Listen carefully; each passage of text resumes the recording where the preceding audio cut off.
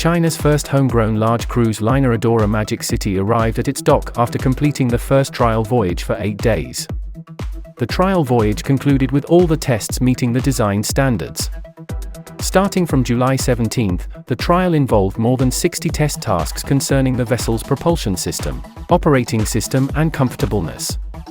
The liner will undergo equipment system debugging and wind up the interior furnishing.